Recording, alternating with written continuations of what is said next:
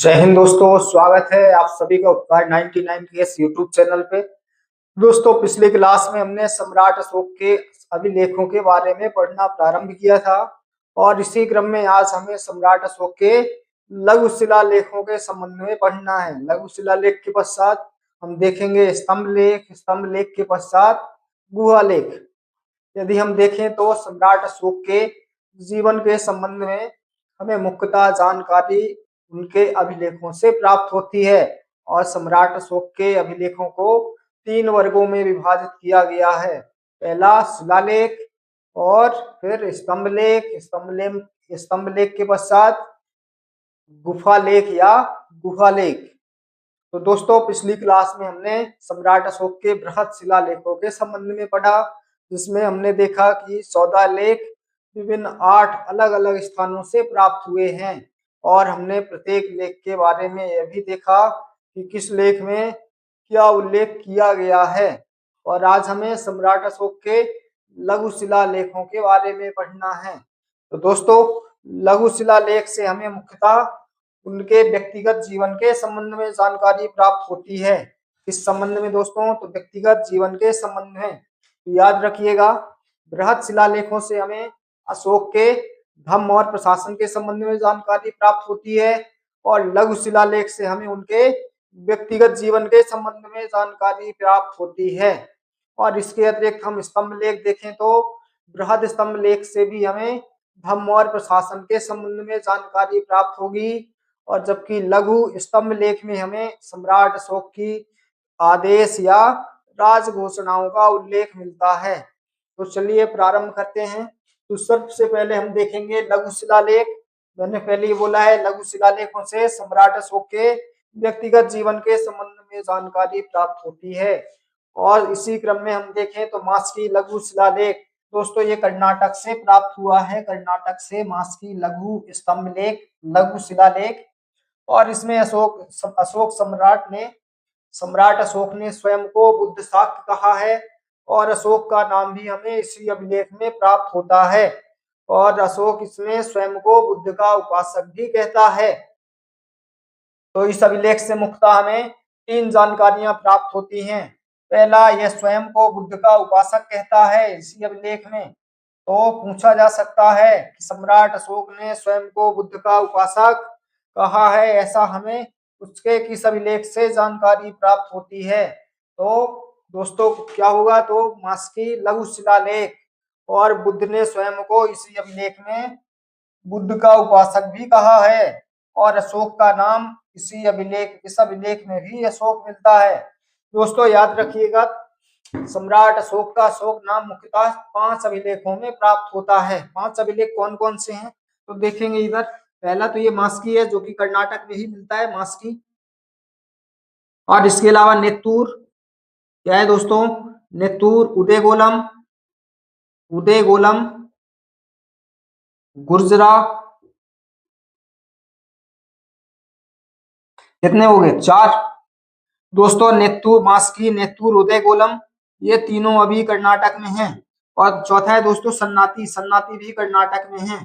तो कर्नाटक से हमें 4 लेख प्राप्त हुए हैं गौतम बुद्ध सम्राट अशोक के, जिसमें सम्राट अशोक का नाम अशोक मिलता है। तो ये सभी दोस्तों कहाँ हैं, तो ये कर्नाटक में है।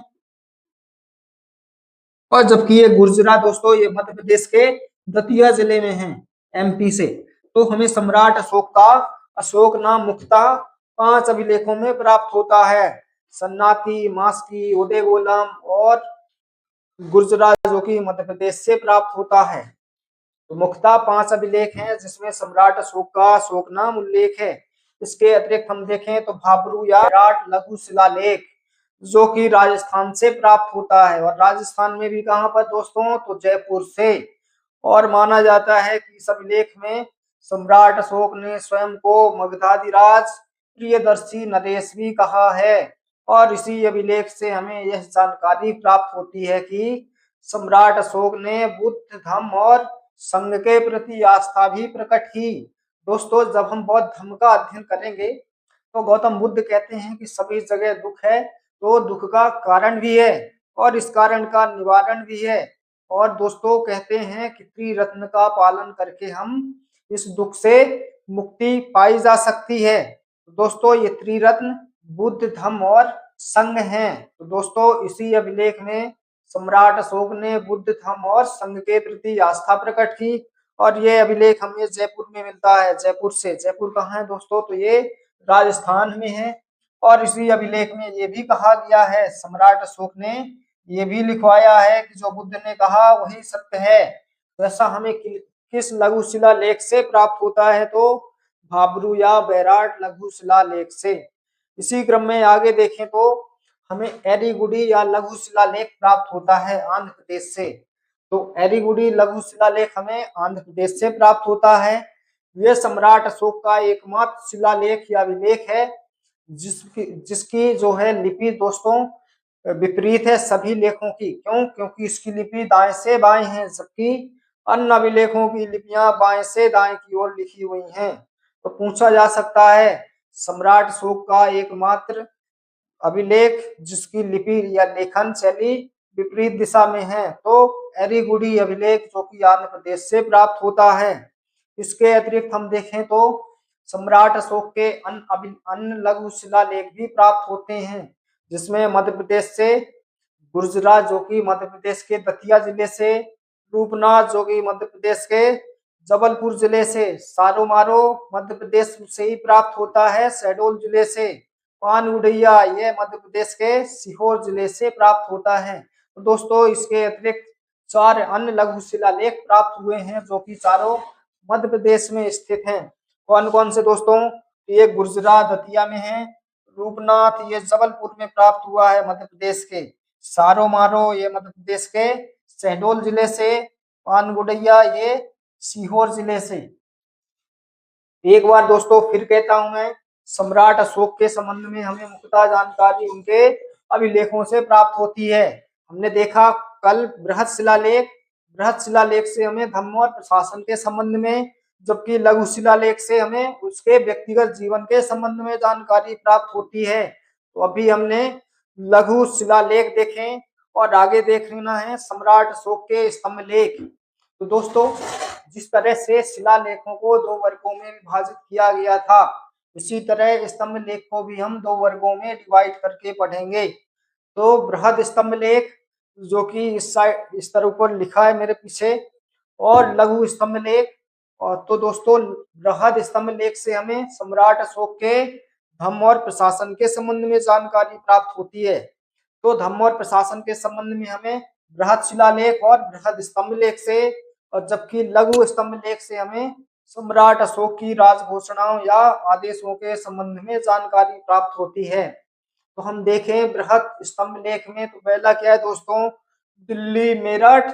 हम बृहद स्तंभ लेख के संबंध में देखें तो इससे भी हमें सम्राट अशोक के धम्म और प्रशासन के संबंध में जानकारी प्राप्त होती है।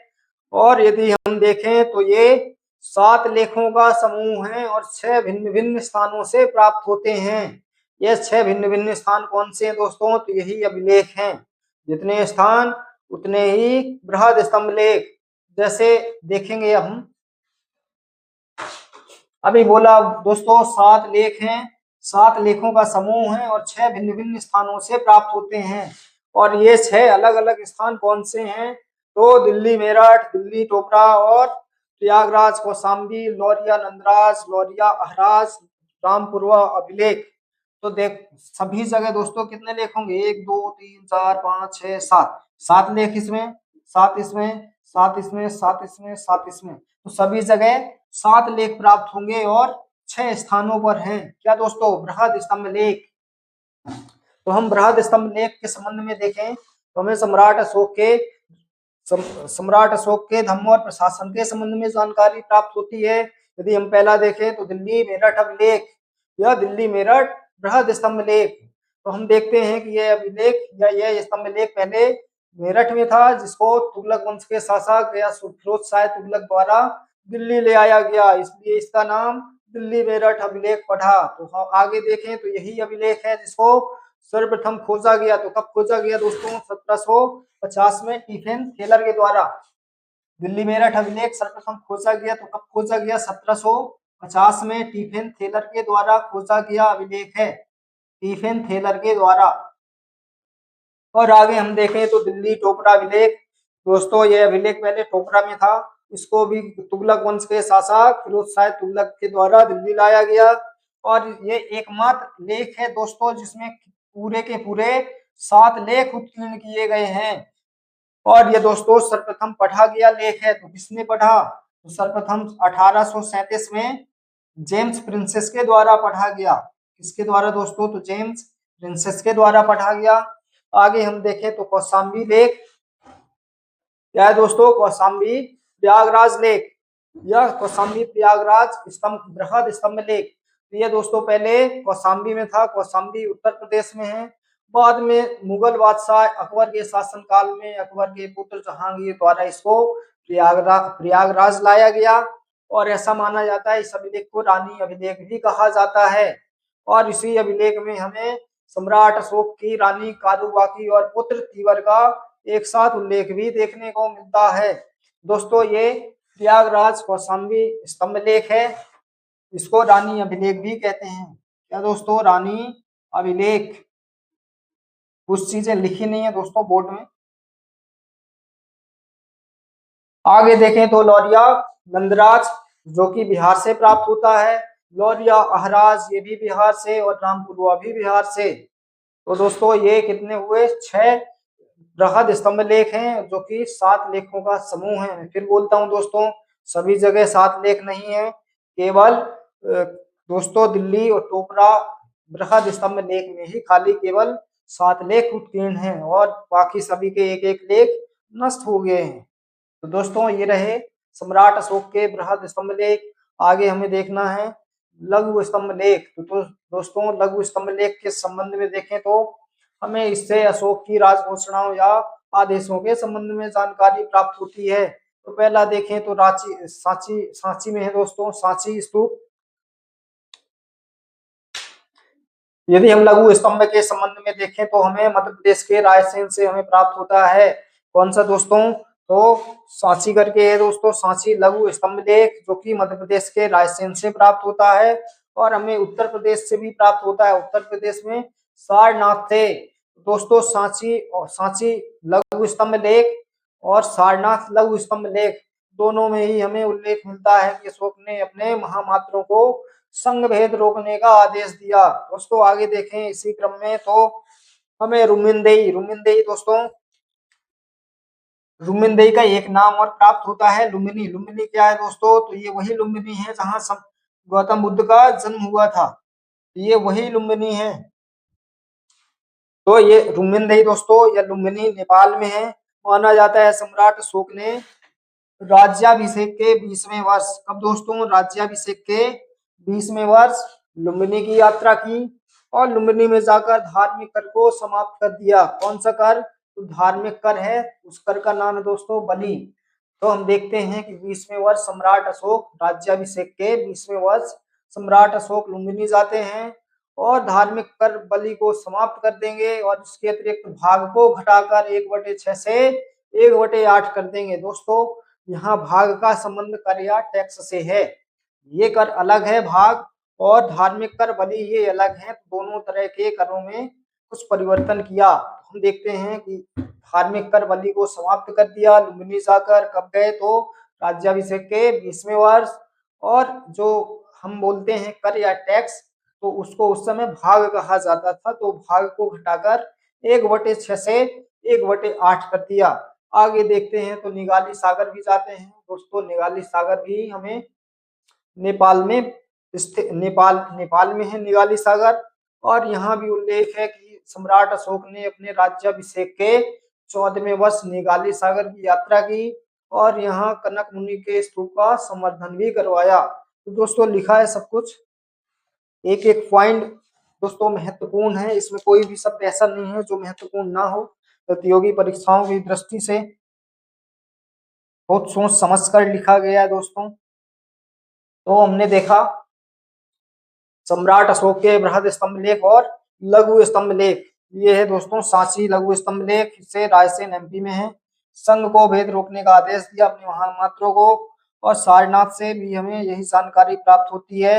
और रुमिनदेई जो कि लुम्बिनी में है राज्याभिषेक के 20वें वर्ष लुम्बिनी गए और वहां धार्मिक कर बलि को समाप्त कर दिया और भाग को घटाकर 1/6 से 1/8 कर देते हैं। दोस्तों अगला हमें लघु स्तंभ लेख में निगाली सागर लघु स्तंभ लेख है। निगाली सागर दोस्तों ये भी नेपाल में है। कहाँ है? तो नेपाल में। और माना जाता है कि सम्राट अशोक अपने राज्याभिषेक के 14वें वर्ष निगाली सागर जाते हैं और कनक मुनि के स्तूप का संवर्धन भी करवाते हैं। तो दोस्तों इस तरह से हमने सम्राट अशोक के शिलालेख और स्तंभ लेखों के बारे में पढ़ा। आगे हमें सम्राट अशोक के गुफा लेख या गुफा लेखों के बारे में पढ़ना है। दोस्तों गुफा लेख या गुफा लेख से तात्पर्य है गुफाओं की दीवारों में उत्कीर्ण किए गए लेख से है। तो हम देखें तो सम्राट अशोक और अशोक के पौत्र दशरथ ने गुफाओं का निर्माण करवाया। तो हम देखें तो गुफाओं की जो लिपि और भाषा है दोस्तों, तो भाषा प्राकृत है लेकिन लिपि ब्राह्मी है। और हम देखें तो सम्राट अशोक ने आजीवक संप्रदाय के लिए बिहार में 12 की पहाड़ी है दोस्तों। कौन सी पहाड़ी? 12 की पहाड़ी में आजीवक संप्रदाय के लिए कुछ गुफाओं का भी निर्माण करवाया। गुफाओं में जैसे कर्ण चौपर, विश्व झोपड़ी और सुदामा गुफा और लोम ऋषि गुफा। और इसी तरह माना जाता है कि सम्राट अशोक के पौत्र दशरथ ने भी बिहार में नागार्जुनी पहाड़ी पर उस गुफाओं का निर्माण करवाया, जैसे वपियाका गुफा, वटथिका और गोपिका गुफा। दोस्तों गुफाओं को बनवाने का मतलब क्या है? तो हमने देखा गुफा लेख या गुहा लेख से तात्पर्य है गुफाओं की दीवार में उत्कीर्ण किए गए लेख से है। तो हम देखते हैं इन्होंने गुफाओं का निर्माण आखिर क्यों करवाया। तो दोस्तों जब गुफाओं का निर्माण करवाया होगा तो इन गुफाओं की दीवारों पर कुछ ना कुछ लेख उत्कीर्ण करवाए होंगे। तो इसीलिए हमने गुहा लेख के संबंध में भी पढ़ा। दोस्तों अगली क्लास में हमें पढ़ना है रुद्रदामन का जूनागढ़ अभिलेख, जो कि ये भी पुरातात्विक सोर्स है। चंद्रगुप्त मौर्य का राजप्रसाद पढ़ेंगे। और क्या पढ़ेंगे दोस्तों? तो आगे चलेंगे साहित्यिक सोर्स में। साहित्यिक सोर्स में हम देखें दोस्तों अभी 2 अभिलेख और पढ़ेंगे हम, जो कि चंद्रगुप्त मौर्य से संबंधित हैं। तो चंद्रगुप्त मौर्य के संबंध में क्या है, स्क्रीनशॉट ले सकते हैं आप लोग।